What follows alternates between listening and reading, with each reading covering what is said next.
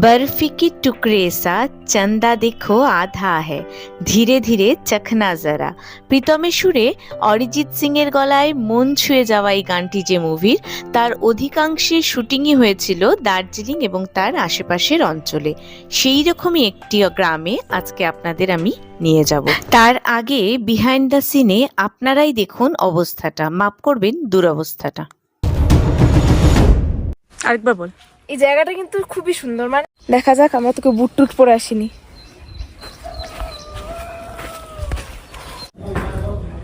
খুলছে না, খুলবে, খুলছে না।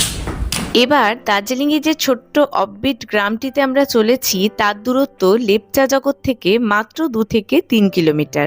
আমাদের গাড়ি এখন চলেছে লেপচা জগতের মধ্যে দিয়ে। একটু এগোলেই লেপচা জগতের বিখ্যাত সেই পাইন ফরেস্ট দেখতে পাবো। বেশ কয়েক বছর আগে এখানকার একটা হোমস্টেতে আমরা বেশ কয়েকদিন ছিলাম। তখন কিন্তু পাইন ফরেস্টে ওঠার জন্য কোনো টিকিট কাটতে হতো না, কিন্তু এবার যেতে গিয়ে চোখে পড়লো যে লেপচা জগতের পাইন ফরেস্টে ঢুকতে গেলে টিকিট কাটতে হয়। এই পাইন ফরেস্টটা ক্রস করে বেশ একটুখানি এগোলেই একটা পেট্রোল পাম্প দেখতে পাবেন। এই পেট্রোল পাম্পের ঠিক অপোজিটে একটা রাস্তা ঢালু হয়ে নিচের দিকে নেমে গেছে। এই যে বাঁদিকে, ঠিক পেট্রোল পাম্পের মুখোমুখি বাঁদিকে একটা রাস্তা একদম দেখুন খাড়া হয়ে নিচের দিকে নেমে গেছে। এখান দিয়ে নেমে গেলেই আমরা এই মাঝিধুরা গ্রামে যে হোমস্টেতে থাকবো সেখানে পৌঁছতে পারবো। এই রাস্তা বরাবর গাড়ি নিয়ে নামার সময় ঠিক ডান দিকে একটা বড় গ্রাউন্ড দেখতে পাওয়া যায়। এটা মাঝিধুরার প্লে গ্রাউন্ড, যেখানে এখানকার বেশিরভাগ খেলাধুলাগুলো হয়ে থাকে। কথা বলতে বলতেই আমরা পৌঁছে গেলাম মাঝিধুরাতে আজকে আমাদের যে আস্তানা, সেই স্বাস্তিকা হোমস্টেতে। এটা কিন্তু এখানকার বেশ পুরনো একটা হোমস্টে। একটু রুমটা দেখাই। এটা করিডোর, করিডোর দিয়ে গিয়ে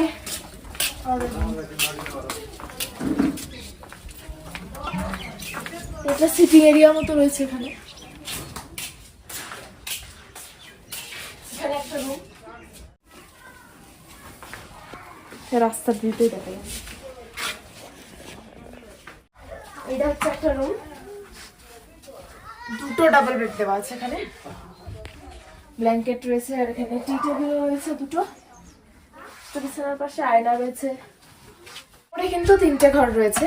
আর এখানে হচ্ছে আমাদের সেকেন্ড রুমটা, আমরা দুটো রুম নিয়েছি।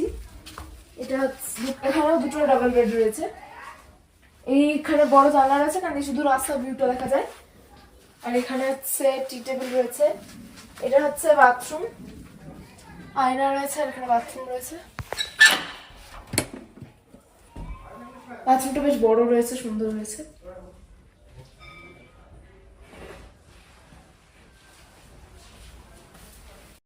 উপরে বললো নাকি ছাদ আছে।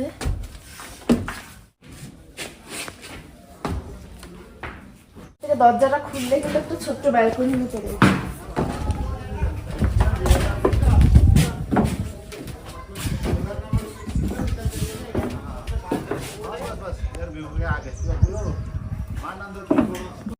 জানলা থেকে ভিউটা ভালো দেখাচ্ছি।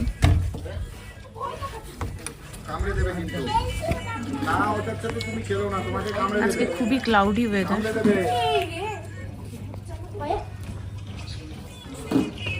এটা হলো এই হোমস্টের দোতলা অংশটা, যার সামনে একটা বেশ চওড়া বসার জায়গা রয়েছে। দরজা দিয়ে ঢুকলেই বাঁদিকে একটা ঘর এবং ডান দিকে একটা গেস্ট রুম রয়েছে। এছাড়া এখান দিয়ে নামার সময় সিঁড়ির ঠিক ডান দিকে ওনাদের পার্সোনাল যে ঠাকুর ঘর সেটা রয়েছে, সেটাও বেশ সুন্দর করে সাজানো। এরপরে সিঁড়ি দিয়ে নামতে হলেই দেখতে পাবো যে ডান দিকে একটা বসার অ্যারেঞ্জমেন্ট রয়েছে, সেটাও কিন্তু বেশ সুন্দর করে সাজিয়ে রাখা। আর এই দরজা দিয়ে বেরোলে এটা হচ্ছে ওনাদের ডাইনিং হল, যেখানে খাওয়া দাওয়া করা যায়, এবং ওই দিকে রয়েছে ওনাদের কিচেন। এটা হোমস্টের দরজা দিয়ে বেরিয়ে এসে সিটিং অ্যারেঞ্জমেন্ট, যেখান থেকে আশেপাশের দৃশ্যাবলী কিন্তু খুব সুন্দর। আমরা মাঝে মাঝেই মেঘ পাচ্ছিলাম। এইটা হচ্ছে কিচেন লাগোয়া ডাইনিং হল, যেটাতে সাধারণত গেস্টরা বসেন না। আমরা বাইরের যে সিটিং এরিয়াটা ছিল সেখানে বসে একটু চা খেলাম, এবং এখানেই কিন্তু একজন নতুন সদস্যের সঙ্গেও আমাদের পরিচয় হলো।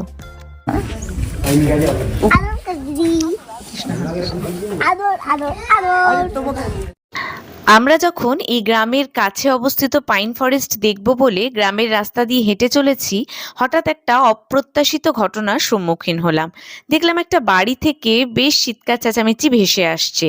একটু দাঁড়িয়ে জিজ্ঞাসা করতেই জানতে পারলাম যে একদল ট্যুরিস্ট যারা কোনো মাধ্যম দিয়ে এখানে একটা রিসর্টে বুকিং করিয়েছিলেন, কিন্তু পরে এসে জানতে পারেন যে না রিসর্টে কোনো ফাঁকা ঘর আছে, না তাদের নামে কোনো বুকিং আছে, এবং সেই নিয়েই চিৎকার চেঁচামেচি। যেহেতু এটা বেশ একটা ছোট গ্রাম এবং রিসর্টের সংখ্যা বা হোমস্টের সংখ্যাও কিন্তু খুব কম, সেহেতু ওনারা তখন কোথায় যাবেন সেই নিয়েই খুবই চিন্তিত এবং এই নিয়েই বাদানুবাদ চলছে ওনাদের মধ্যে। এই জন্যে আমাদের ভিডিওতে আমরা চেষ্টা করি যে সবসময় সরাসরি যে হোমস্টের মালিক তাদের সঙ্গে কথা বলে আপনাদের ইনফরমেশনটা দেওয়ার। ন্যাচারাল, অসাধারণ কালার, কি দারুণ দারুণ কালার সব। আর এই যে আরেকটু হেঁটে গেলেই এই পাইন ফরেস্ট, আমরা ওখানেই যাচ্ছি। আর এই যে স্টিপ স্লোপ রাস্তাটা দেখছেন, এটা দিয়েই আমাদের গাড়ি নেমে এসে এই রাস্তা দিয়ে আমাদের হোমস্টের দিকে গেল। এই হোমস্টেতে, আমাদের হোমস্টেতে যাওয়ার পথে 2-3টে আরও বড় বড় হোমস্টে কিন্তু আমাদের চোখে পড়লো।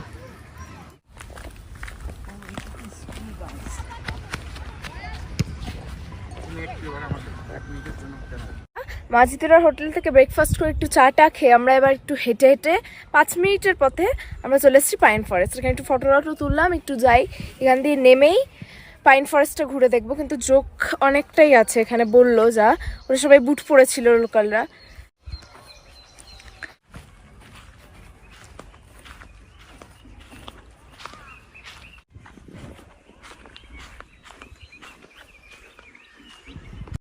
অসাধারণ ফরেস্ট দেখুন।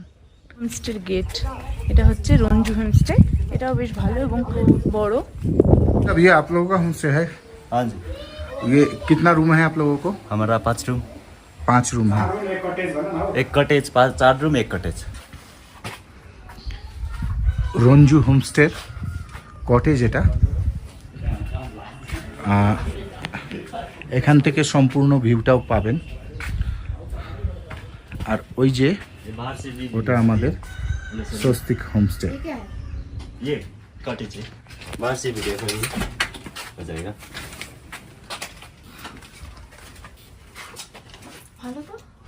কটেজ, দুটো ডাবল বেড রয়েছে, 4 জন অনায়াসে এটাতে থাকতে পারবেন। খুবই সুন্দর। ওই সাইডে বাথরুম, সামনের জানলা দিয়ে সম্পূর্ণ পাহাড়ের দৃশ্য আপনারা দেখতে পারবেন। এইখানে ডিটেল রয়েছে, আমি তুলে ধরছি। এবার আমরা চললাম হোমস্টে থেকে 2 মিনিটের হাঁটা পথে একটা মনাস্ট্রি দেখতে। এই দিকটা পাইন ফরেস্ট, যেটা আপনারা লেপচা জগতে আসেন, এই মনেস্ট্রির ঠিক পেছনে, মাথার চূড়ার পেছন দিকটা, ওটাই হচ্ছে লেপচা জগৎ। লেপচা জগৎ হোমস্টেতে যদি এসে থাকেন, এই জায়গাটাতে, এই গ্রামের মধ্যে দিয়ে এই যে পথটা দেখতে পাচ্ছেন, এরকম পথ আছে, এই পথটা চলে গেছে কিন্তু লেপচা জগৎ অবধি। এটাই হলো সেই মনাস্ট্রি, কিন্তু আমরা বিকালে গেছিলাম এবং এই সময় এই মনাস্ট্রিটা বন্ধ থাকে। সকালের দিকে গেলে এটা খোলা পাওয়া যাবে।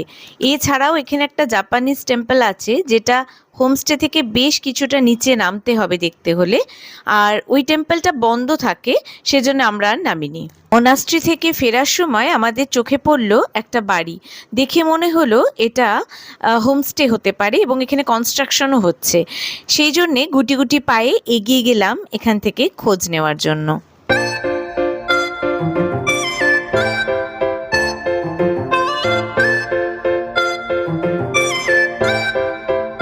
হোমস্টেতে এলাম, নতুন 1 বছরের পুরনো। চটি খোলো, এখানে চটি খোলো।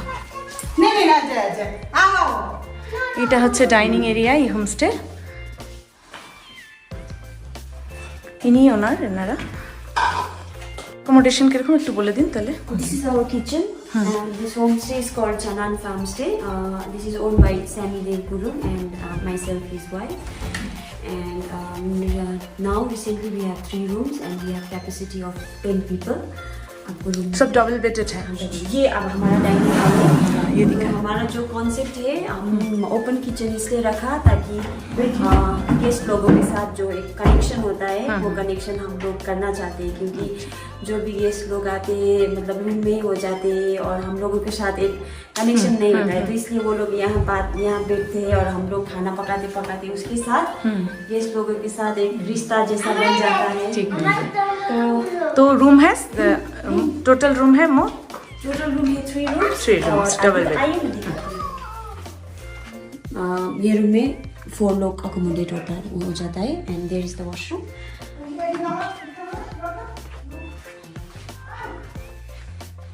यहाँ पे washroom, this is the washroom, बड़ा है, गीजर भी है हर इसमें। एंड एक ऊपर है, ऊपर से भी व्यू अच्छा है और हम लोग मतलब ये जो स्पेस है अभी भी रिनोवेशन चल रहा है क्योंकि गेस्ट अभी थोड़ा फ्लो है थोड़ा। ये एक है, इसमें भी 4 लोग अकोमोडेट हो जाता है और ये विंटर्स में स्पेशली ये रूम बहुत मतलब वार्म है क्योंकि कोजी है। विंटर्स वुड से बनाया हुआ है। हाँ, वुड से बना हुआ है एंड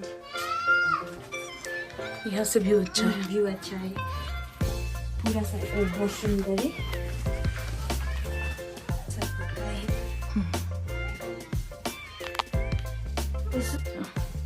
যদি সানলাইট এখানে আসে, যদি ওয়েদার ক্লিয়ার হয়, পুরো সানি হয়ে যায়, খুব ভালো লাগে।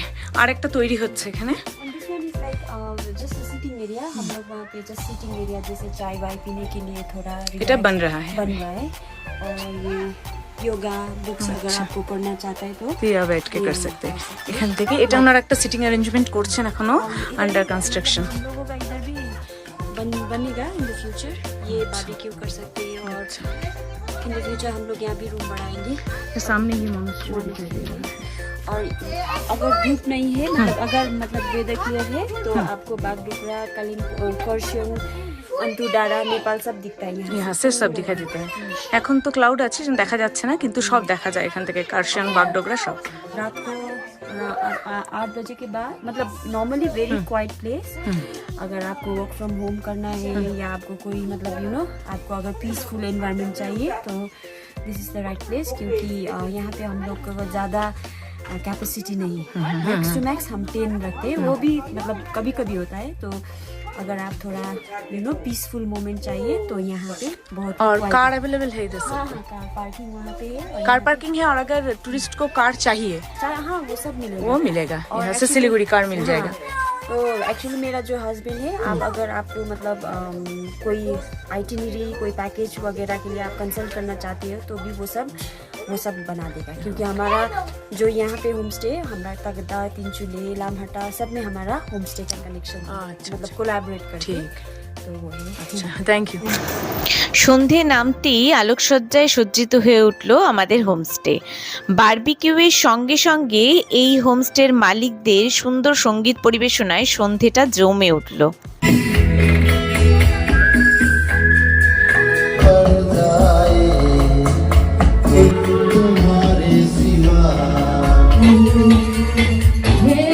এইভাবেই মাঝিধুরাতে আমাদের দিন এবং রাত খুব সুন্দরভাবে কেটে গেল।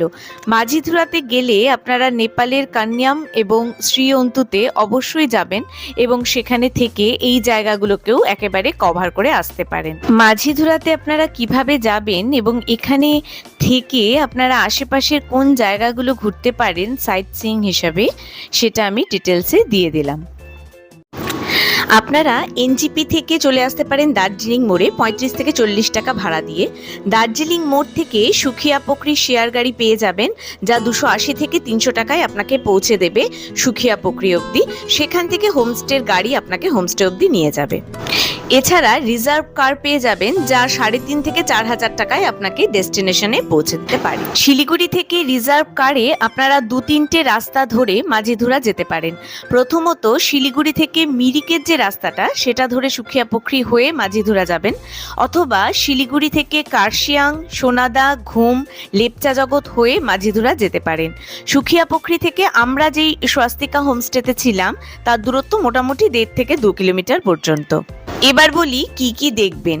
আসলে এই ছোট্ট গ্রাম্য পরিবেশে 2-1 দিন এমনি বসে থেকে কাটিয়ে দেওয়া যায়, তা না হলে এই গ্রামেরই মধ্যে থাকা ছোট্ট যে মনাস্ট্রিটা আছে সেটা ঘুরে দেখবেন। এছাড়া পাইন ফরেস্ট দেখতে পারেন, আর একটা জাপানিজ টেম্পল আছে সেটাতেও ট্রেক করে একটু যেতে পারেন। এছাড়া যদি মনে করেন সাইট সিন করবেন তাহলে কাছেই রয়েছে মিম টি এস্টেট, সেটা দেখতে পারেন। দার্জিলিং এখান থেকে অনায়াসেই ঘুরে আসা যায়।